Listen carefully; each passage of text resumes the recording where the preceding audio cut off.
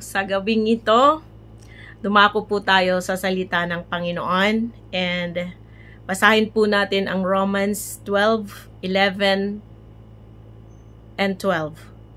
Romans 12 verses 11 and 12. Okay, so sabi po dito, do not be slothful in zeal. Be fervent in spirit. Serve the Lord. Rejoice in hope. Be patient in tribulation. Be constant in prayer. Okay, tayo po ay manalangin. Our gracious Heavenly Father, thank you for this wonderful evening. Thank you, Lord, that preaching your word is both an honor and a responsibility.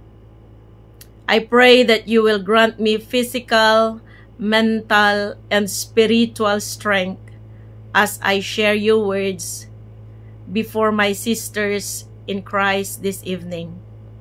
May the anointing of your Spirit be upon your servant, that every word or syllable spoken be infused with your divine presence, touching the hearts of those who listen.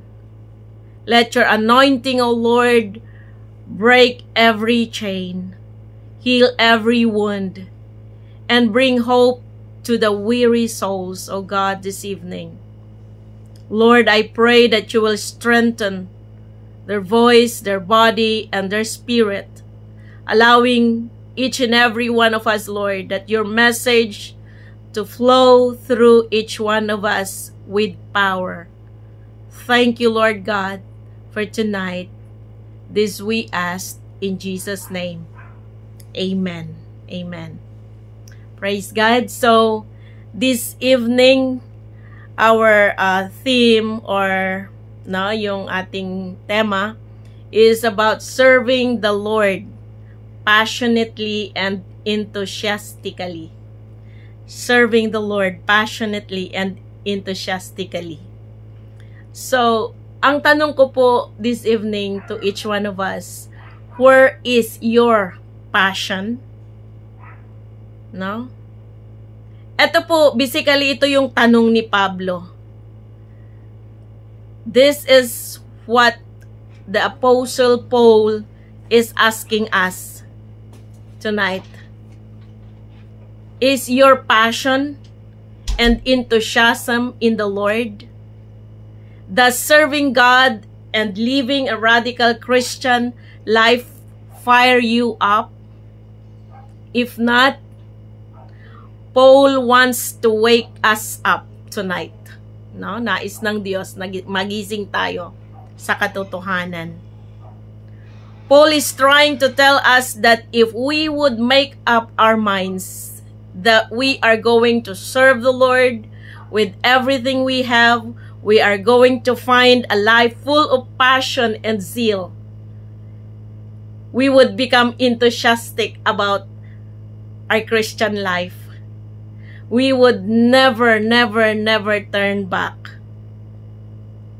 The Apostle Paul encourages each one of us or each believers to serve God not only sacrificially but also enthusiastically. Yung kagalakan na paglilingkod sa Panginoon, yung paglilingkod na may ngiti at galak sa ating mga puso. Kaya nga sabi niya sa Romans 12:11, do not be slothful in zeal, be fervent in spirit, serve the Lord. Dito po sa verse 11, walks through an easy progression. Makita po natin yung progression nito, yung mensahe na ibinigay sa atin ni Apostle Paul. Una po dito, sabi niya, do not be slothful or lazy. Do not be lazy. Minsan napapagod tayo at tinatamad po tayo. Pero napakaganda po yung encouragement ni Apostle Paul para sa atin this evening, that each of us, ang command niya dito ay huwag tayong tamarin. So do not be lazy, Pangalawa, be passionate and enthusiastic. Minsan kasi napapagod tayo, tinatamad na tayo, wala na tayong gana. Pero yun ang nais ni Apostle Paul na sa atin ngayong gabi ay mapalakas tayo. At ang sabi niya sa pangatlo, serve the Lord. Serve the Lord. So the third piece is the key. Ito yung susi. I think Paul is trying to tell us here that if we would make up our minds that we are going to serve the Lord with everything we have, we are going to find a life full of passion and zeal. We would become enthusiastic about life, about our Christian life, and we would never turn back. No? We Christians are commanded. Tayo po ay inutusan ng Panginoon na maglingkod. No, we are commanded to serve the Lord passionately and enthusiastically. Papaano po? Yun po ang ating pag-uusapan ngayong gabi. Papaano tayo makapaglingkod ng mayroong passion, na mayroong kagalakan, yung enthusiastic, no, yung mayroong excitement sa puso po natin. Una sa lahat, nais ni Pablo na wag tayong tamarin, wag tayong maging tamad. Kaya nga, never be lazy, but work hard. No? Dumarating po tayo sa punto na nakakaramdam tayo, no? Tayo po ay tao lamang. Nakakaramdam po tayo ng katamaran, yung parang walang gana. Pero nais ng Panginoon na paalalahanan muli tayo sa pamamagitan ng salita ng na sinulat ni Apostol Pablo. Ano po? Na kailangan never be lazy as Christians, as workers of God, but work hard. Dito po yung alternative translation ng sinabi dito na never be lazy. Kailangan dito that we are to be set on fire. Set on fire by the Spirit of God. No? Work hard. Ano po? Work hard and serve the Lord enthusiastically. Or serve the Lord with a zealous spirit. Let the Spirit of God excite you as you serve the Lord. Kasi kung sa atin lang, ano po, minsan yung pagod po tayo, minsan gusto nating matulog na lamang sana ako, Lord, buong maghapon. Pero dahil mayroong nakaatang na trabaho sa atin, tayo muli mananalangin sa Lord, Lord, give me the strength to do it. Ano po, yun yung panalangin po natin. Kasi yung katawan po natin napapagod. Yung katawan po natin minsan tinatamad. Kaya nga dito the command, do not be lazy or do not be slothful in zeal. Yung literally means nito, ang ibig sabihin ay wag tamarin. Do not be lazy. There is great reward for those who work hard in spiritual things. No, wag pag tayo po ay hindi tamarin sa mga gawain ng Panginoon, makakaasa po tayo ng reward mula sa Panginoon. No, do not be lazy. Never be lacking in zeal. Yun yung magkakaiba kasi sa translation ng salita ng Panginoon. No, yung sa NIV sabi niya, never be lacking in zeal. Sa New Living Translation, ang sabi niya po dito, never be lazy. And sa ibang version, do not lack diligence. Yun po ang translation. So, itong paalala sa atin ngayong gabi, this serves us as a reminder that all our efforts and endeavors, whether in the workplace or in spiritual matters should be directed towards honoring and glorifying God. Lahat nawa ng ginagawa natin, gagawin natin ito dahil mahal natin ang Panginoon at magbibigay puri sa kanyang dakilang pangalan.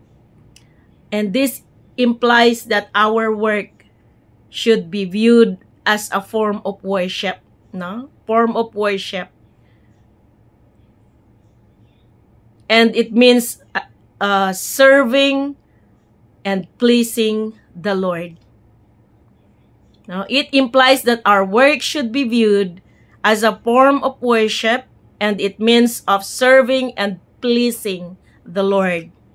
Okay? So, pangalawa dito, nung una sabi ko nga mula sa salita ng Panginoon, bilang mga Kristiyano, tayo po ay we are commanded to serve the Lord passionately and enthusiastically. First of all, that we are not to be lazy. We are to work hard as the servants of the living God. Second, be fervent in spirit. Be passionate and enthusiastic. Sabi nga sa verse 11, keep your spiritual fervor. Dito po sa original Greek, sabi po dito that be fervent. Ang ibig po sabihin sa original Greek means boiling. Grabe, It refers to being emotionally inflamed, enthusiastic, or excited. Grabe. Ganon po ba tayo sa paglilingkod ng sa Panginoon na tayo po ay laging emotionally inflamed, enthusiastic sa ating mga ginagawa, excited tayo sa lahat ng gawain ng Panginoon. Although aminin po natin, napapagod tayo. Ako po napapagod. Dumarating po sa puntong may pagkakataon sa buhay ko na, Lord, I'm tired. Lord, tinatamad ako. No? Yung honest response sa Panginoon na, tinatamad ako, Panginoon. But then, marirealize ko na, hindi tama. Alam natin na wala naman tayo talagang magagawa kung walang Panginoon. So, I go back to God. Lord, please forgive me. Give me that enthusiasm. Help me to be excited na maglingkod sa iyo. Kasi tayo tao lamang po, napapagod din. Sa dami-dami ng ating ginagawa as workers in the Lord's vineyard, napapagod po tayo. Kaya nga napakaganda po yung paalala po dito ni Apostol Pablo that hindi lamang tayo dapat maging tamad, kundi dapat we are to work hard sa paglilingkod sa Panginoon. Because we know, alam natin na mayroong reward sa ginagawa natin. Pangalawa, be fervent in spirit, being passionate and enthusiastic. Okay, fervent means to boil it. That your spirit can be boiling over with a passion for the things of God. The zealous Christian will always keep his interest in the cause of God at the boiling point, as it were. His fervor will give him power with men, and bring him power from God. Ang Panginoon lang din naman ang makakatulong sa atin. So, dito, ang konsepto dito, the concept is of a pot full of bubbling water over a flame. When Paul tells Christians to be fervent in spirit, he means that they should let their lives demonstrate the vibrant presence of the Holy Spirit like water boiling on a fire. A pot of boiling water is active. Alam natin na yung boiling water talagang makita natin na yung pagkulo ng tubig ay very active. Roiling, giving off steam and heat. Yung grabe yung init. Pag sinabing boiling water, makikita natin yung steam niya, yung init niya, at makikita natin yung boiling water na hindi stagnant ito. So dito makikita po natin ang nais po ni Paul para sa atin. Paul wants believers to use all their spiritual energy, yung excitement and devotion in ministering to others as they serve the Lord. Sa mabuting ano lang ba tayo maglilingkod? Sitwasyon? Sa magaan na sitwasyon? Pero dito po, even in the face of severe opposition, we are to serve God. We are to serve Him enthusiastically. Ano po? Even in the face of severe opposition. Amen po ba? Sabi nga dito po sa 1 Corinthians 15:58, "So my dear brothers and sisters, be strong and immovable. Always work enthusiastically for the Lord." Ano po? Always work enthusiastically for the Lord. Kaya napaka hirap pong isipin yung paglilingkod na hindi masaya. May mga naglilingkod po kasi na walang kagalakan sa puso. Ginagawa lang nila ito dahil sa kanila, it's just a duty. Pero hindi po. Ang nais ng Panginoon that we are to always work enthusiastically for the Lord. Refuse to be indifferent about the lost around us. Take a fervent stand and let your passion for God in His ways to be the most powerful part of you, of who you are. The most powerful part of who you are. Fervent in spirit. This may be understood as either the human spirit or the divine spirit. Pero dito perhaps Paul is speaking of human spirit, inspired and energized by the Spirit of God. Yung ating mga spirito, yung human spirit natin na inspired at in-energize ng Panginoon sa pamamagitan ng kanyang spirito. Kaya kailangan lagi tayong naka-recharge. Kasi siya lang naman ang magbibigay ng energy sa atin, ang Espiritu ng Panginoon. So, this evening, where is your passion? Are you slothfully wandering through life with no sense of purpose? Itong ginagawa ko, wala namang purpose eh. Wala lang eh. Parang, minsan kasi, anong ginagawa mo? Wala lang. Wala lang ba tayo sa gawain ng Panginoon? Hindi po. Mayroon tayong purpose na ibinigay ng Diyos. Bakit meron tayong kanya-kanyang ministry sa kanyang ubasan? Maliit man o malaki, lahat tayo ay may layunin ng Diyos. Layunin ang Diyos. May layunin ang Diyos para sa ating lahat. Do you find yourself lacking any enthusiasm? If so, serve the Lord. Serve the Lord.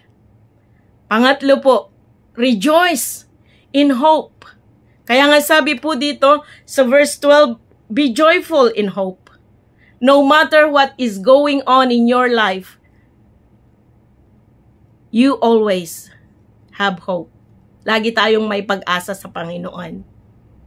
As Christians, we are to rejoice because of the hope that we have in Christ.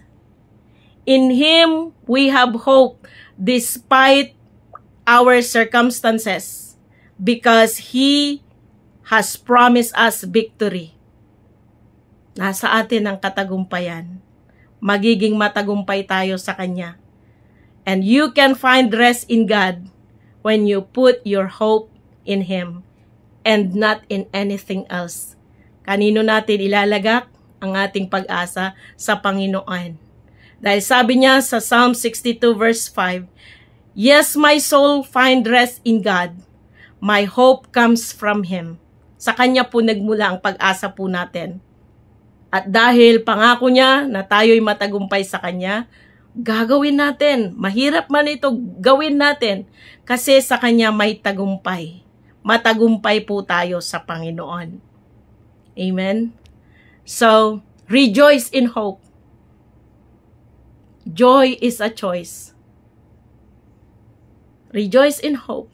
But joy is a choice. Nasa iyo kung pipiliin mong magalak sa pag-asang kaloob ng Diyos sa atin, sa iyo. Choosing joy in hope means deciding to trust in God's goodness and faithfulness regardless of our current situation. Deciding to trust in God. No? Deciding to trust in God's goodness and faithfulness. Kaya nasa atin. Kung pipiliin nating magalak po tayo sa pag-asang kaloob ng Panginoon sa atin. At ang masasabi ko lamang po, piliin nating magalak araw-araw. Choose joy daily. Ano man ang iyong pinagdadaanan, piliin mo pa ring magalak sa pag-asang kaloob ng Diyos. Make a conscious decision each day to rejoice in the Lord and the hope that we have in Him.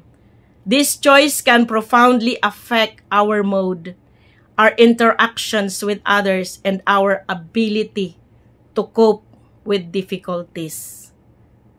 So, mga kaibigan, mga kapatid, piliin nating magalak sa pag-asang kaloob ng Diyos sa atin. Pang-apat, sabi niya dito, patient in tribulation. So let us be patient in tribulation. Alam niyo po, may nabasa ako about what Kenneth Copeland na lagi niyang sinasabi na faith and patience are the power twins. Faith and patience are the power twins. Isa ito sa mga pinaninindigan niya. At sabi niya, you can't have hope, you can't have one without the other. So, hindi pwedeng paghiwalayin ang pananampalataya, yung faith po natin at patience po natin. Hindi pwedeng paghiwalayin, sabi niya. Why? Because if you want to see a manifestation of God's promises in our life, patience is the vehicle that will take us to the finish line. Patience is the vehicle. Kung wala tayong patience sa mundong ito, hindi tayo makakarating sa finish line na kaloob ng Diyos sa atin. Being patient in tribulation means learning to rejoice. Yung Kristiyanong hindi mukhang Biyernes Santo. Pero ang nais ni Apostol Pablo at paalala niya sa atin ngayong gabi, that we should learn how to rejoice in the hope that we have in Him. Ano po? At piliin natin ito araw-araw sa buhay po natin. So, be patient in tribulation. Ang ibig sabihin, learning to rejoice when we run into problems and trials. For we know that they help us develop endurance. And endurance develops strength and strength of character, and character strengthens our confident hope of salvation. And this hope will not lead to disappointment.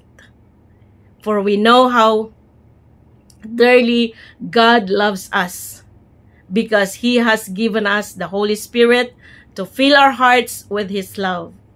No? Yun po ang sabi niya sa Romans 5, verse 3 to 5.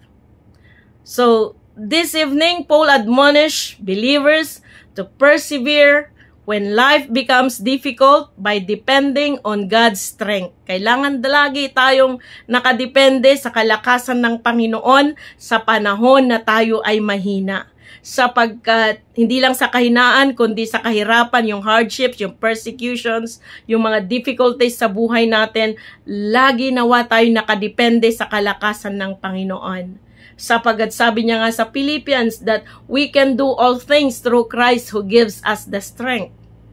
At sabi rin po niya sa 2 Corinthians 12:10, for when I am weak, then I am strong. Kanino tayo malakas? Sa Panginoon. Magiging malakas lamang tayo sa Panginoon. Bakit maraming Kristiyano ang nawawala sa kanilang landas? Dahil hindi sila nagtiwala sa Panginoon. Hindi sila dumipende sa kalakasan ng Panginoon. Wala tayong magagawa kung sa sarili po nating kakayanan o sarili nating kalakasan. Kailangan natin ang kalakasan ng Panginoon. Amen. So lastly, continue steadfastly in prayer.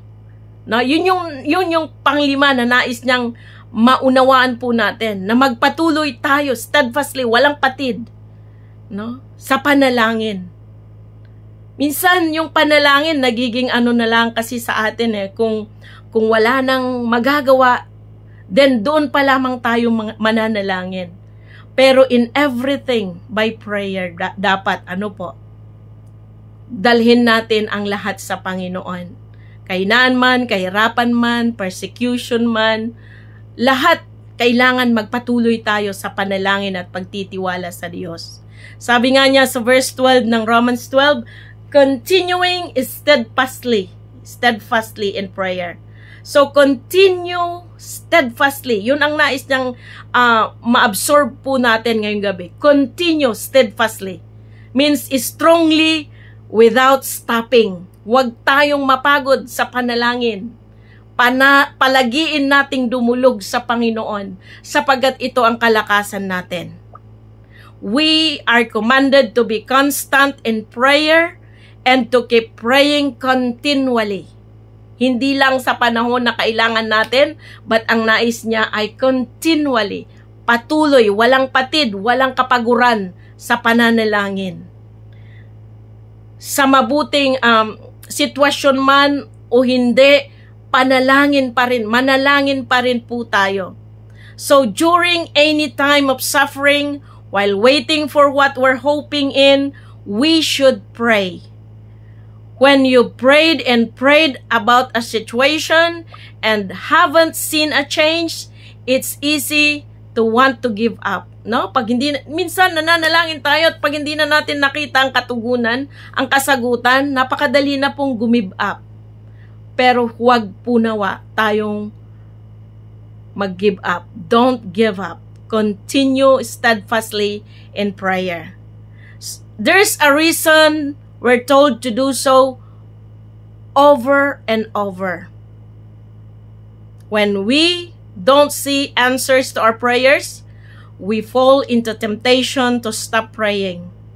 But when we stop praying, we deny God the chance to intervene in our lives. No?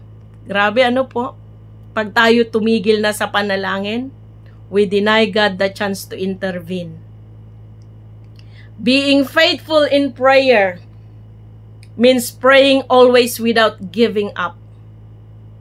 And with all kinds of prayer and request.